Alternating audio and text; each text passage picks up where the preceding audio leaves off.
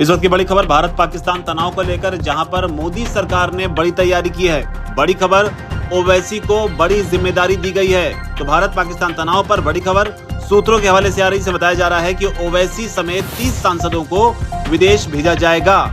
जो कि दुनिया भर में पाकिस्तान की पोल खोलेंगे। जिस तरीके से ऑपरेशन सिंदूर को भारत ने अंजाम दिया, उसे लेकर भारत ने एक नई तैयारी की है। मोदी सरकार ने नई तैयारी की है और बड़ी बात है कि इस तैयारी में अब ओवैसी को भी इसमें शामिल किया गया है। इस पूरे ऑपरेशन के दौरान, जब से पहलगाम में आतंकी हमला हुआ, उसके बाद ऑपरेशन सिंदूर और उसके बाद जिस तरीके से भारत और पाकिस्तान के बीच युद्ध जैसे हालात बने, मिसाइल अटैक हुए, उसमें ओवैसी भारत के लिए डट कर खड़े रहे। आतंकवादी जब भारत को हिंदू मुसलमान में बांटना चाहते थे, नाम पूछ कर, मजहब पूछ कर, जिस तरीके से उन्होंने हिंदुओं पर गोली मारी, इस पूरे मामले में ओवैसी खुलकर सामने। और अब जो खबर आ रही है उसके मुताबिक ऑपरेशन सिंदूर के बाद कूटनीतिक अभियान चलाने की तैयारी भारत सरकार ने शुरू कर दी है, जिसमें ओवैसी को भी शामिल किया जाएगा,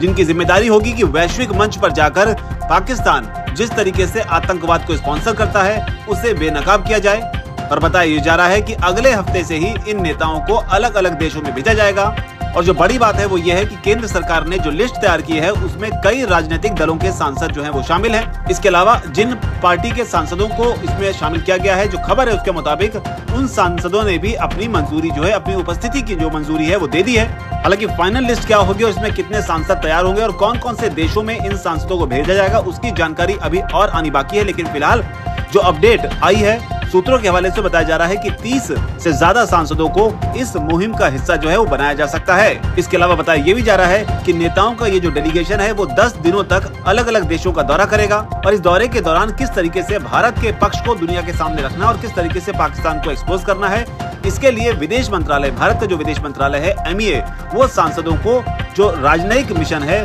उससे पहले उसकी ब्रीफिंग देगा, उसकी जानकारी देगा कि आखिर किस तरीके से भारत के पक्ष को मजबूती से रखना है। हालांकि जानकारी के मुताबिक इस जो डेलीगेशन बनाया जा रहा है, डेलीगेशन में Bhajpa, Congress, TMC, DMK, NCP, JDU, BJD, CPI और इसके अलावा भी कई दलों के सांसद जो हैं वो शामिल हैं। और बहुत हद तक संभावना है कि 22 और 23 मई को 10 दिनों के लिए सांसद जो हैं वो रवाना होंगे, क्योंकि जो रिपोर्ट है उसके मुताबिक इन्हें मुस्तैद रहने के लिए कहा गया और कहा गया है कि जो भी जानकारी है इसके बाद में वो समय के साथ आपको दी जाएगी। लेकिन इस पूरे डेलीगेशन के दौरान जिन दो नामों की सबसे ज्यादा चर्चा हो रही है, वो नाम शशि थरूर और असदुद्दीन ओवैसी का है, क्योंकि राजनीतिक तौर पर ओवैसी और थरूर दोनों ही प्रधानमंत्री मोदी और बीजेपी की जो आइडियोलॉजी है उसके बिल्कुल विपरीत हैं। ओवैसी जहां मुस्लिम नेता कहे जाते हैं, तो वहां बीजेपी की राजनीति इससे बिल्कुल उलट मानी जाती है, जबकि थरूर जो है वो कांग्रेस पार्टी के हैं। हालांकि हाल फिलहाल के दिनों में वो जरूर कुछ ऐसे बयान देते दिखाई पड़ रहे हैं जो कांग्रेस को उतने पसंद नहीं आ रहे हैं। लेकिन ओवैसी के नाम पर कई लोगों को हैरानी हुई, लेकिन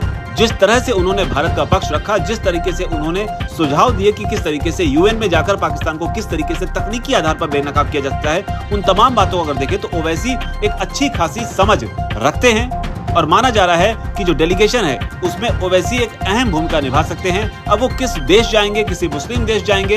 ये स्थिति अभी पूरी तरीके से साफ नहीं है, लेकिन ये माना जा रहा है कि मोदी सरकार अब ओवैसी को भी इस जिम्मेदारी में शामिल करने वाली है। फिलहाल इस पर जो भी अपडेट आएगी वो पल पल की अपडेट आप तक पहुंचाते रहेंगे। इस पूरी जानकारी पर आपकी क्या राय है, कमेंट सेक्शन में जरूर लिखें और चैनल को सब्सक्राइब करना बिल्कुल न भूलें।